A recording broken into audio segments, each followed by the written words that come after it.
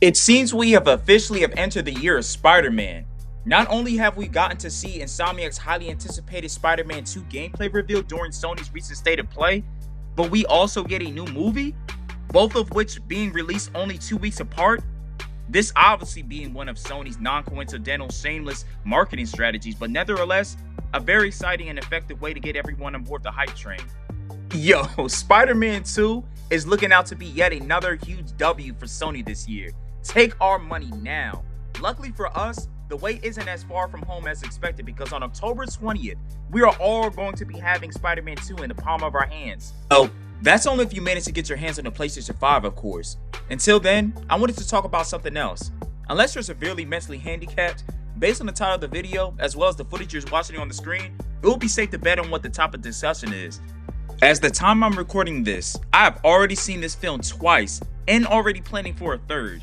Guys, I am so excited to finally get to talk about this. Let's not waste any more time and get into the review. Oh, and as always, I'm going to give you guys a non-spoiler mini-story synopsis of this film. Spider-Man Across the Spider-Verse is a continuation of the critically acclaimed 2018 film, Into the Spider-Verse, which, if you haven't already, I highly recommend you watch before seeing this one. The film this time around starts off following Gwen Stacy narrating the events that took place 1 year ago, that being the first movie. I like how this film focuses on Gwen's story just as much as Miles, as they both have very compelling origins and are both constantly have to deal with complex circumstances. Speaking of complex circumstances, unfortunate events take place in Gwen's own universe, leaving her with the feeling of having no other option but to flee from our own world to go on a journey throughout the multiverse in hopes to save itself from falling apart, just as our life fell apart. Meanwhile, on Earth 616, Miles is dealing with problems of his own. Shortly after encountering a strange-looking petty thief attempting to rob a convenience store of its ATM machine, Miles learns that this some-called petty thief actually goes by the name of the Spot and is set up to be the main villain of this movie. I absolutely loved how the story delved into some more mature subject matter compared to its predecessor, with the theme of this film being the sacrifice that comes with being Spider-Man. The theme has been explored upon in previous Spider-Man films, but in this one, it's told in a way that makes Miles' story just feels unique from the others.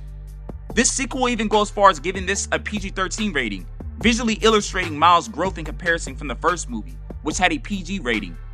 Narratively, this isn't the only thing that's only getting an upgrade because Across the Spider-Verse looks visually stunning. If this movie doesn't win 2023 Best Animated Film, I'm personally boycotting the Oscars for being rigged. I swear to God. I almost forgot to mention how much this fucking music slaps in this film too.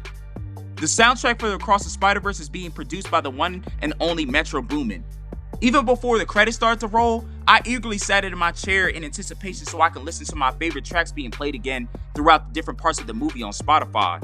Hats off to Metro with capturing this film's sound so perfectly. Lastly, just seeing all the little Easter eggs and references to other Marvel films scattered throughout the movie that you could easily miss if you just were to blink. Guys, I absolutely love this film. If I had to give this movie a score, I would have to go big and give it a perfect 10 out of 10. Regardless if you're a Marvel fan or just simply enjoyed the first movie, I implore you to go watch this film, as it's easily one of the best movies to come out this year, as well as one of the best Spider-Man movies to ever hit the big screen to date. Could this be the perfect Spider-Man trilogy we dreamt of? Well, only time will tell.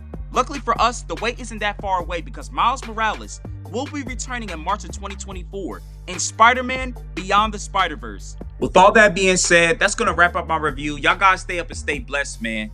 Thank you.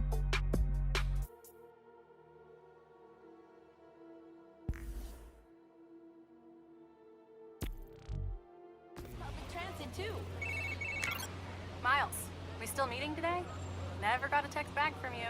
Oh, yeah. Sorry. I've been wrapped up in my own stuff. But I'm free now. Where? Sweet. 78th and West End. 78? By the Science Center? Why there? You'll see. Don't be late.